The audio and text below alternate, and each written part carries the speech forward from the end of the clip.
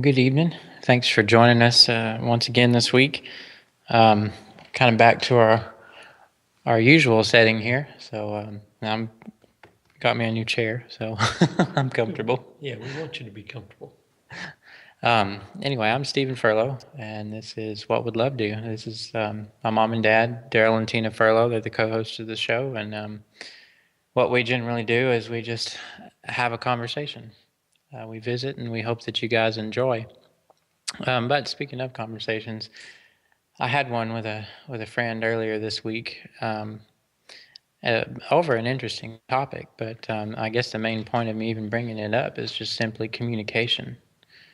Um, More and more, I'm finding that communication, correct communication, is extremely important.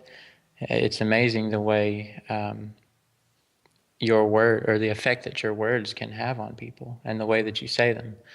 Um, there's many statements. I was going to give an example, but I can't think of one off the top of my head. But many things that you say, just general statements, can come across wrong because of an intonation or a facial expression or the setting that it's said in. It could be meant to be one way as a joke or just sarcasm or whatever, but it comes across wrong. And uh, a friend of mine and I were talking about that sort of thing, about all the impressions that he was given um, simply through the way that teachings were done. He visited a lot of churches. He tried, he called himself a church hopper because he couldn't find one that made sense to him. And we got to talking about communication, and there really is, at least in the churches that I've been in and the ones that he had been in, the examples that we had, there was no communication there. It was simply a monologue, a man standing up, speaking, giving his opinion on whatever it was he was trying to interpret from Scripture, and that's all you got. There was no questioning, there was no explanations really. It was just someone's opinion about this thing that we call the Bible, and I guess I bring that up because here at the place at New Covenant Group, um, that those are the things that we're tackling. We're tackling the issue of Scripture. What does it say? We're tackling the issues of how it's presented, how we ourselves speak to one another and communicate with one another. We do it with open minds, and with dialogue. That's one of our biggest pushes here, is to join the conversation. On every show, you'll see numbers at the bottom of the screen. Text in your questions. Call us. Get on Facebook. Ask. Get involved. And I just wanted to open up with that, just encouraging one another, or everyone that's listening, get involved in this conversation. We encourage questions. Test us. If something doesn't sound right, if we're coming across wrong, if whatever the case may be, we're inviting the conversation. We're inviting the questions, the openness, because we don't want anybody to feel subjugated to what we're saying, what Dr. Jones is saying, what William is saying, what Greg or Bob or anybody, Joey and Matt. We want the interaction. We want the question. We want the participation. We're encouraging that. So anyway, I know that you have some things to talk about. I missed out on the teaching this morning. I was with the children, and we had a wonderful time. But I'll let you give a little discourse and fill me in on what Dr. Jones talked about this morning. What about you? You want to talk first? No, go ahead. You sure? One of us is going to speak in a minute. Oh, okay. Go ahead. I guess if you're going to make me, I guess I will. I've got a lot of thoughts going through my mind right now. I'll have to admit that. But I like what you were saying. One thing that, this morning, I don't know, to me, there were just several things that were stated that were just profound. It's not to say that, well, maybe it is, to say that Dr. Jones just really, I'll use one of his phrases. He likes to use this a lot. He knocked the ball out of the park as far as I was concerned. And, we had some new folks here this morning, some folks that haven't been here. It's people we've known for quite some time and had some conversation with. They have a lot of the same history that we do. They've, searched and searched. I know they've participated in a number of different churches and probably different types of churches. Just like I think so many people. I don't know that I could say most people, but I don't really think that would be too much of a stretch. Most people that go to church that are looking for something, many of them think they've found it. I know in our past, we thought we had it. As a matter of fact, we've confessed to at one time feeling like, what else could there be? I mean, it's like we've read the whole Bible. We've heard it taught. We know all we need to know. We're doing what we're supposed to do. So I don't know what we thought was next. Just continue in the thing that we were doing, I guess. And I look back on that time now, and I hardly had anything right. But I hadn't learned to question. It's kind of like what you were just talking about. I was used to a monologue. I was used to being told, you just tell me what's right and I'll do it. And goes back to whenever I first met Dr. Jones. Really, one of the things that I liked that he would say on a regular basis, if you come in here, please don't park your brain at the door. And I think the first time I heard that, I probably didn't know what he meant. What's he talking about? But I started learning.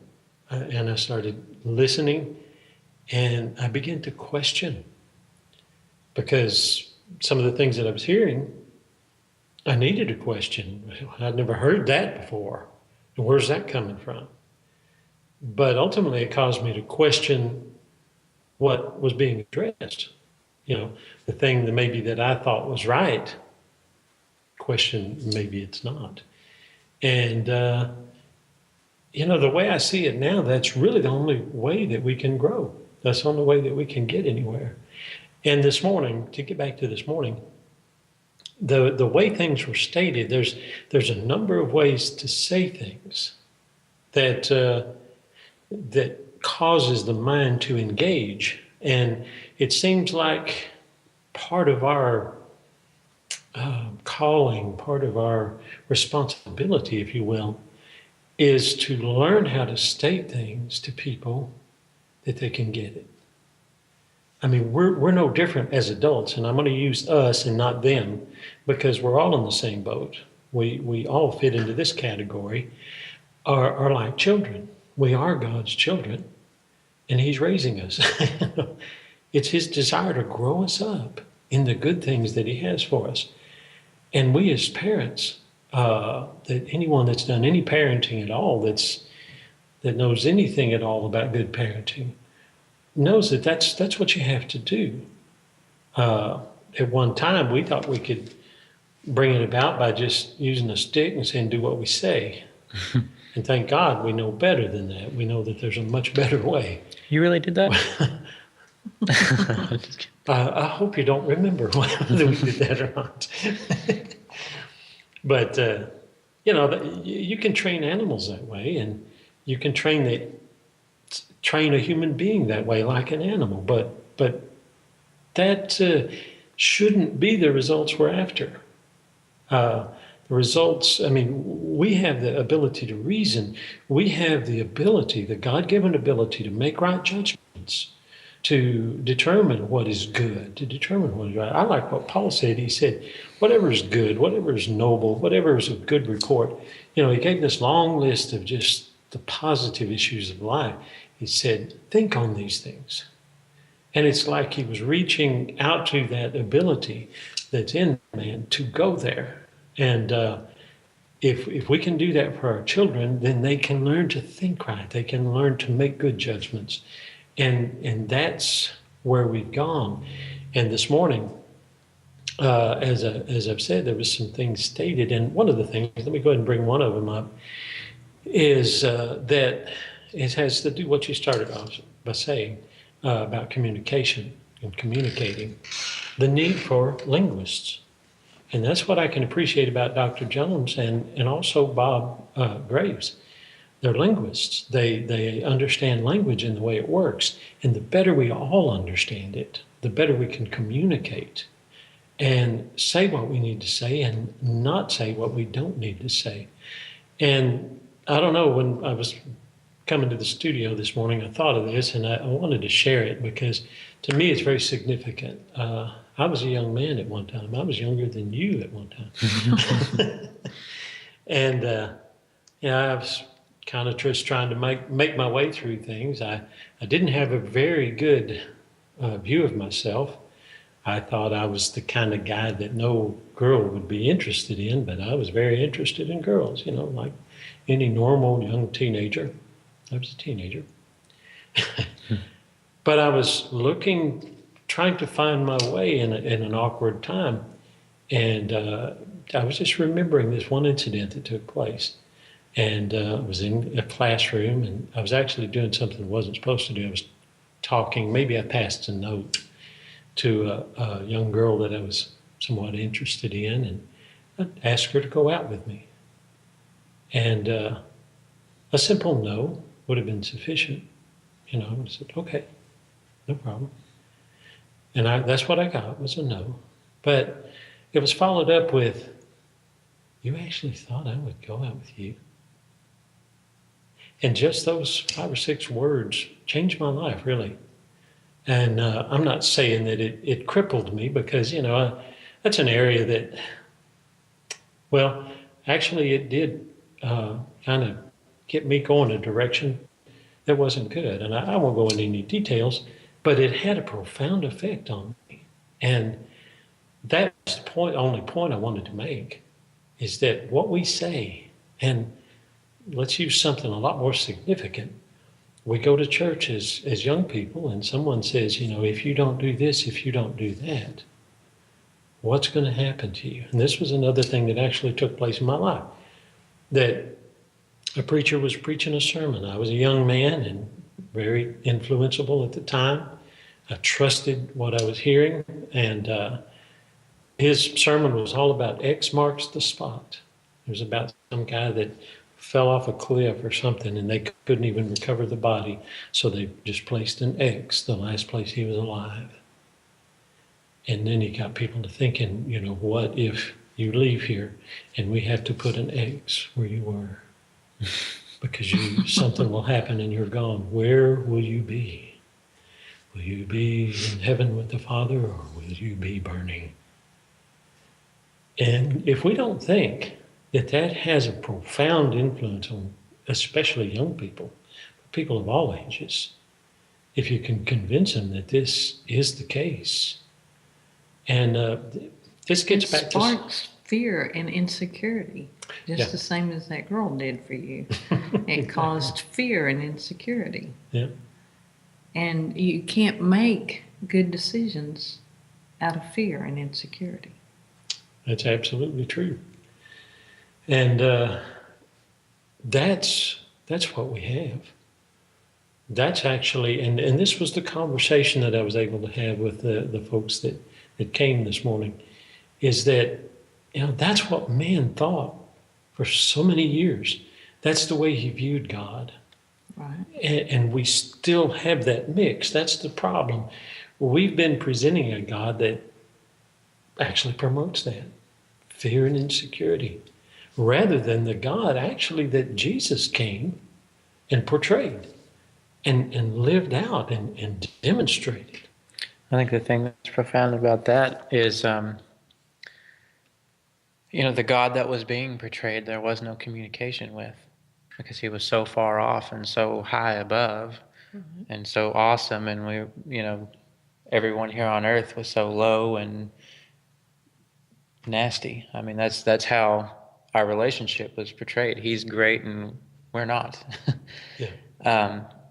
There's no relationship and there's no communication. I mean, I never felt like I knew how to talk to God. Even if I got down on my knees and prayed, I still felt like I was talking to my bed almost. It didn't make sense. It didn't feel like I was having any type of communication. But when he did come and reveal himself, he came as a person, like you and me, and he had conversation. There was real communication there. And the example I think what we can take from that is that's how we communicate with him, as we communicate like we're doing right now. Right. With one another. That's where the 'Cause he's in communication each is. of us. He's here, Yeah. and this is how we communicate. And you know, I communicate in many different ways. You know, to my wife, I communicate as a husband. To you guys, I communicate as a son. To my son, I communicate as a dad. Where I work, I communicate to employees and I communicate to customers, all in different ways. And then when I go hang out with my friends, it's totally different.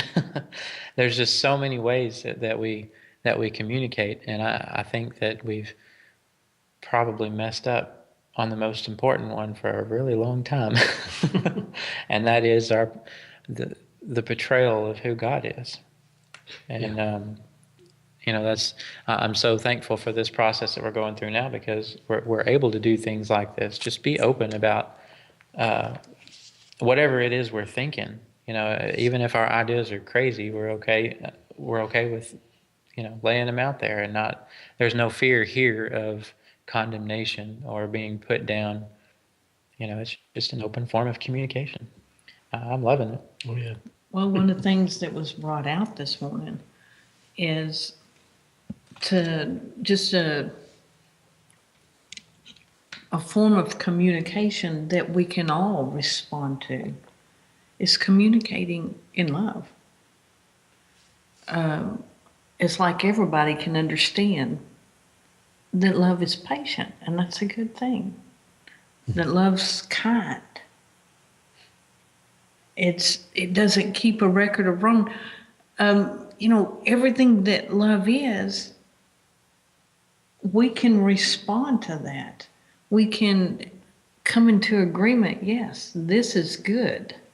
This is what works for us. I mean, this is the thing that works. And just like the name of our show, What Would Love Do? But there has to be an understanding of what love is first. And as we are taught and are communicated with in a loving way, we begin to understand that this love is what life is about. It's the thing that makes life easier. It's life to us. You know, in communicating with my husband, which has gotten so easy over the years from where we started. Oh, yeah. Love is it's simple, and it's easy, and it's what flows. Yeah. It's an awesome thing. Before you said flows, that was exact. To bring that. And so, you know, just going the way of love is the way we communicate and build relationships with one another. Well, that brings me to, and like I said, I got so many things going through my mind, and I'm sure all of them don't need to be shared, but the ones the most significant, I'm going to try to pick them out. But one of the things that was stated this morning just really struck me. You know, I mean, it's one of those moments that you have when you realize that there's a reality that has come about. It's like a result. And that's kind of what we're about here. What would love do? You know, we're kind of like the results. You know, if someone were to ask, well, okay, if all of this is true that you're saying, you know, about the Bible, about God, about hell, about the sacrifice, and all these issues that we deal with, where's it going to take us? And I was more or less presented with that question this morning. Where does it take us? And the one of the wheres was actually brought out this morning, and I realized by hearing it that we've gotten there. we've gotten there to a great measure because it was pointed out that a good parent will show confidence in their children. They will show them their confidence that they have confidence in their children. And the reality hit me. In the past, when I didn't understand things as I do now, and you can see if you agree with this, we haven't even talked about this, but I didn't have any confidence. I thought what I needed to do was protect. I needed to try to keep them within a certain situation until, I don't know what age I think they thought they needed to get to, 30, 40, I don't know, At least. before we gave them any liberty because, the world's tough out there and, you've got to protect them from it. But in the more recent years, not only have we shown the confidence, but correct me if I'm wrong or if we're not in agreement here, but we have the confidence. Sure. Yeah. And, at any given age, they're ready to get out there because they have the support, they have the understanding, and it's made all the difference in their lives. And it's difficult to state what I'm fixing to state because of the implications, but I think that all parties involved understand, and that is that our older children have actually been more handicapped because of our lack of understanding, our lack of even knowing how to parent. And the reason that we didn't really know how to be good parents is because we didn't really know our Father. We still looked at him somewhat from that, at best, a muddled view of what they thought under the old covenant and what is still being presented today. You never really know, does he have any confidence in me at all? Does he really even care about me? Is he mad at me? Is he angry with me? Am I even saved anymore? And you're bombarded with these questions in your mind to the point where you can't hardly function. But understanding that he is the kind of father that has confidence in his children. He's gifted each and every one of us. He's given us certain abilities, and he's given us all the ability to understand and to know him and to know his love. And because of that, we can function in life to just great measure and in ever increasing measure. And that's what we really have to pass on to our children that will enable them in this same area to function in life. It goes back to what Jesus said, I've come that they might have this abundant life. Mm-hmm. And that's what he desires for each and every one of us. We've not been portraying that God in that light. We've not been getting that message out. But that's what we're trying to do now because we can see this. And he even, it's even stated that he's given us everything that we need for life and godliness. Yeah. We have it. And so there should be confidence there. Okay, I have what I need and we can go forward. Yeah. And we will make mistakes. Right. It's not talking about being perfected so that we never make a mistake. And that's another issue, if we think we have to be perfect, then we got to pretend like we are and not admit that we make mistakes. But knowing that mistakes will be made, you can go forward. And even if a mistake is made, it can be corrected. And it's a part of the growth process. It's a part of going forward. That's a powerful tool in itself. Mm-hmm. Let me read this passage because this morning was really very simple in one respect, and that is that, first of all, Dr. Jones was dealing with the theory of evolution. And in all honesty, I I listened to the teaching on it a couple of weeks ago. I can't even remember the young man's name. No, actually, it was Greg that gave the teaching. Yeah. I was thinking of something else, but Greg actually gave the teaching on evolution, and you could tell he knows it well. And some of what he stated, I understood, and I could see the significance of it. But because of my lack of really knowledge of evolution itself, I can't say how much of it I actually agree with, but I can't say I disagree either because I don't know it. But what Dr. Jones was pointing out was that he agrees with much of it. And it is, much of it is theory. And so, but much of it has been proven to be true and useful and beneficial. And we can attribute it, and most attribute it to the name Darwin. Whether it actually originated with him, it's really not the significant thing. The significant thing is how important is it and how useful can it be? And with that, this passage was read, and the question was asked, do we agree with this? Can we see the benefit of this? Its possible potential usefulness in our lives.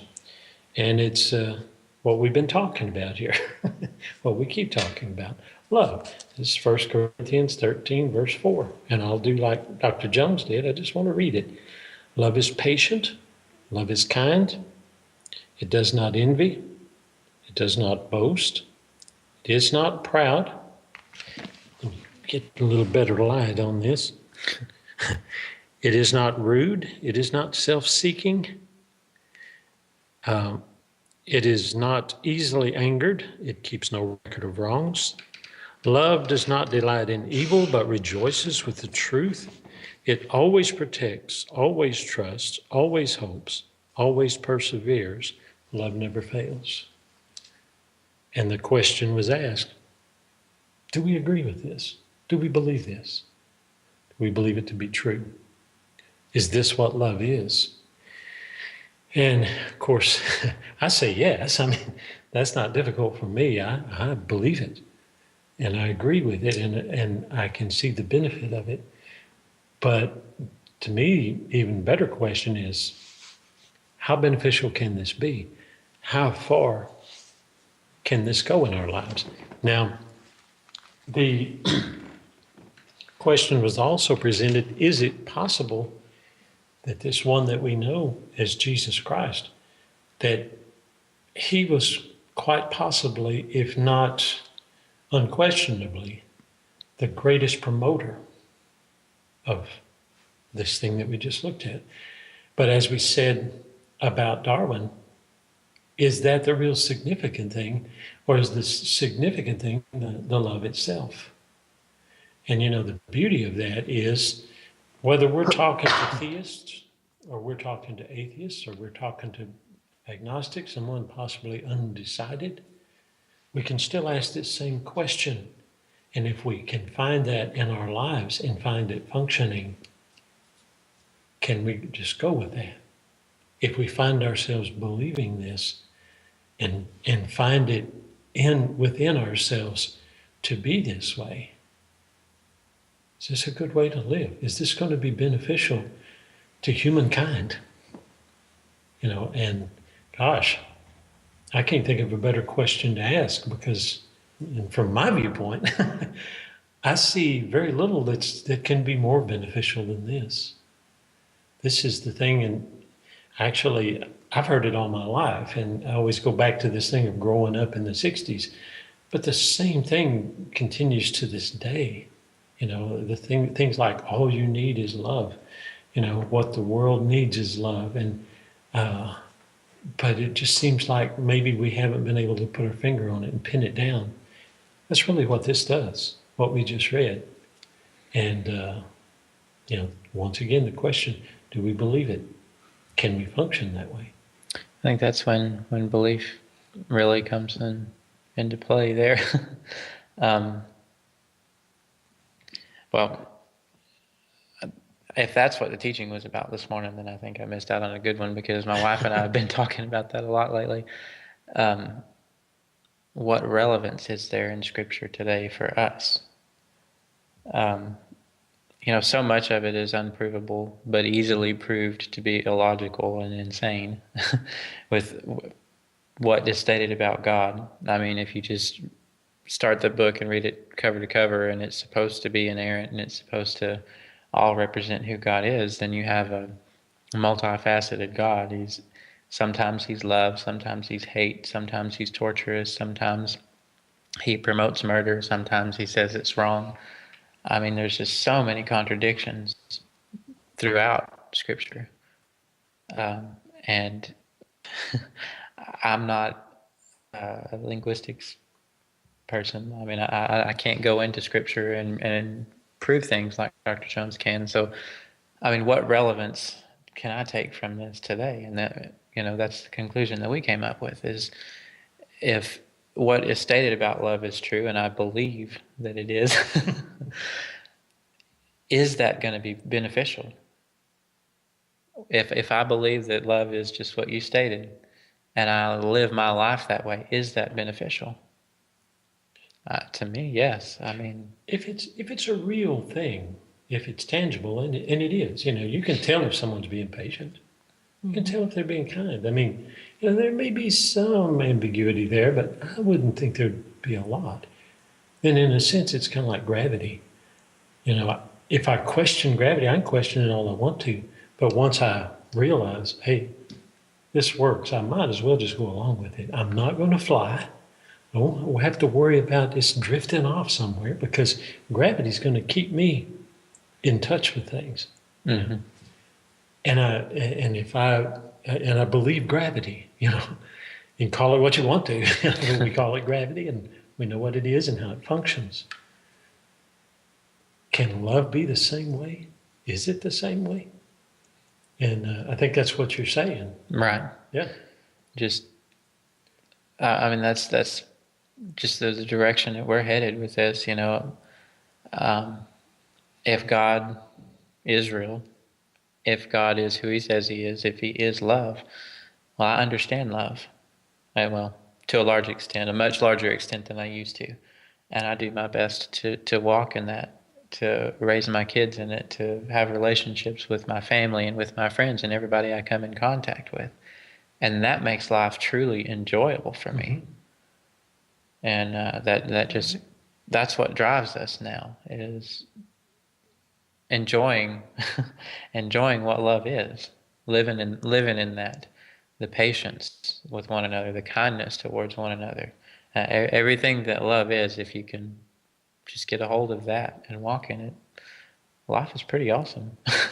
Well, this is another thing that was brought out this morning. Like I said, there was just so much that it really, and I'll use this term, blessed me. I mean, it just really was an encouragement to me.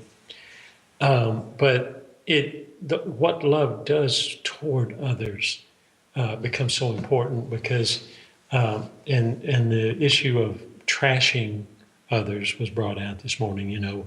If someone disagrees, or someone is bringing something forward that doesn't seem to be right, doesn't seem to be something we don't agree with, should we ever just trash someone? And of course, the answer to that was no. But when I think of, and what we tend to do, and many of us have been through this, that we think about those who misled us, those who took us down the wrong trail and actually hindered us rather than helped us. Should we be angry with them? Does love get angry? Should we be unkind toward them? Mm-mm. Or should we be maybe patient? And the thing that, I don't know, it seems significant to me that maybe this works just as much in the past as it does in the future. Because if God never has kept a record of wrongs, all these people that thought they knew God and they presented him in a certain way, do I need to be upset with him, or should I be patient? Were they trying? Was it because they just intentionally wanted to go out and mislead me? They didn't even know me. So, this is kind of an all-encompassing thing. You and I have had conversations before about people that were, people that we didn't really know, but they were rude or cut us off or, different things like that. And usually our response when we're talking about an instance that particular situation that happened is, what made them do that? Mm-hmm.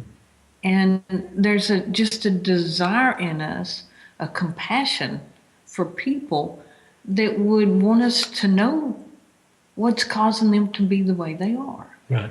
Not just a quick judgment of, golly, that was rude, and I don't want to be around that person.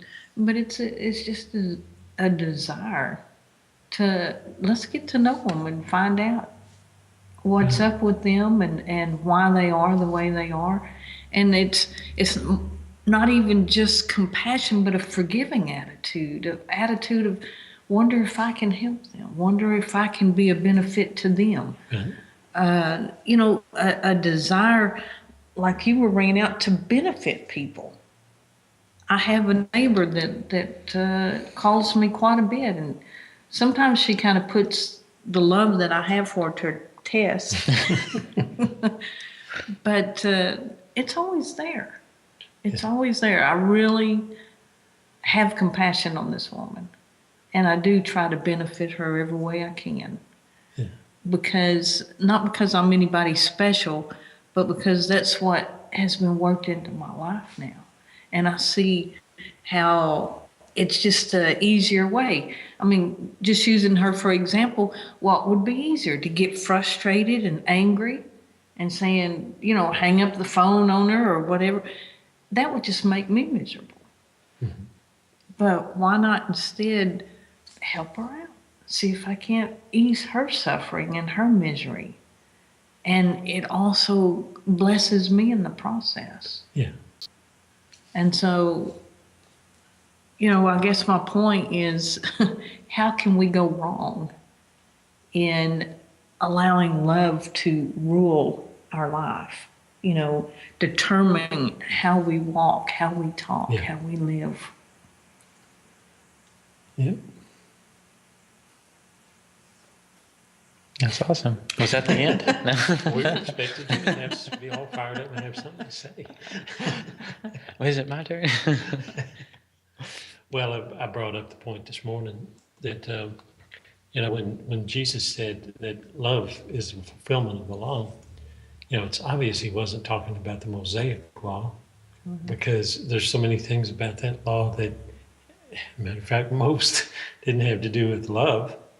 It had to do with actually punishment and motivated fear in people, And, I think of Jesus when he came along as the physician, and instead of calling sinners, he basically said they're sick, they need a physician. They needed healing from all that condemnation. Right. Yeah. And it's a completely different law. And it's a law that is not really a law. It's more of a character, really, because it changes you within, and it becomes something wonderful. Right. And it affects every area, every aspect of your life. You can't beat it. That's some of the conversation that I had with a friend the other day. He asked me, he said, remind me again. He said, I know that we don't, he said, I know that y'all don't believe that Christ came to die because we're so wretched and full of sin, and he had to be the sacrifice of God. And he went into that whole conversation. And he said, so why did he die? And I said, because they killed him. I mean, and he loved them so much he wasn't going to fight back. They didn't agree with him. He was challenging their whole system, their whole way of thinking, their whole idea about who he was. They didn't recognize him standing in front of them. And he was saying, this is really me, not what you're portraying. This is the God that I am, the one that will come and commune with you, just like you are. Whatever you want to call yourself, a sinner, a saint, a Jew, or whatever, I'm going to come and I'm going to sit down and eat dinner with you, and I'm going to talk with you, and I'm going to love you. I'm going to have compassion on you. And that's not the God they were expecting. No, not at all. They were expecting somebody to come and restore the kingdom through much war and killing and restore the kingdom unto Israel. Anyway, we talked some about that, and he was like, man, I don't know why I keep forgetting that. It's funny, but yeah. But it's awesome to think about God being that way, because I spent so many years fearing him, and being afraid of the type of relationship that I thought I had with him, being afraid that at any minute now I'm going to screw up and he's going to squash me or thump me into hell, or it's just, that's not a relationship, and it's not at all love. But now it's just open, and it's awesome. I don't have there's no fear of him anymore in my life. There's no fear of you or anyone else that's going to try and condemn me for just being myself. It's awesome. I couldn't agree more. And I was just thinking about how that really, when you try to look at what Christianity supposedly represents, and when I use that term Christianity kind of at large, the overview, when you take all of the ones that call themselves Christians, every denomination, and just lump them all together,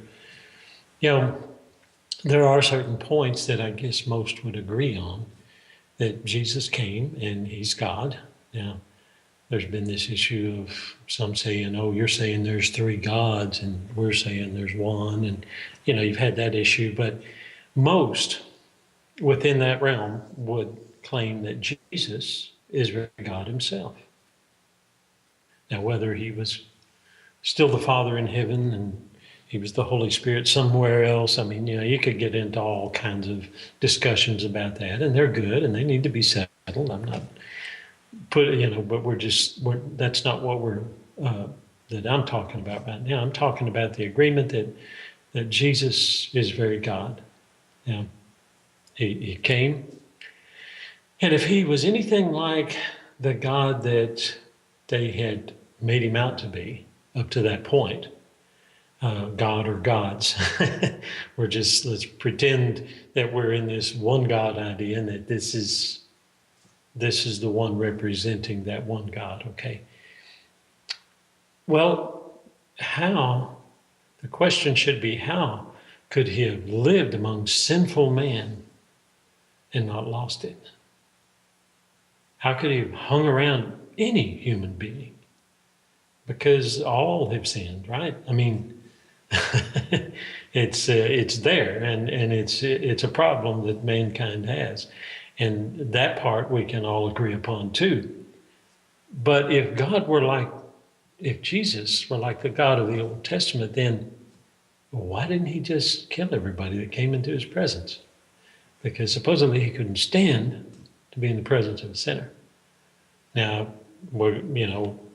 most would probably say, well, you're crazy. We know that's not why he came. I mean, he came to show, I don't know, how do you say it, the good side of God? I mean, that God could be kind.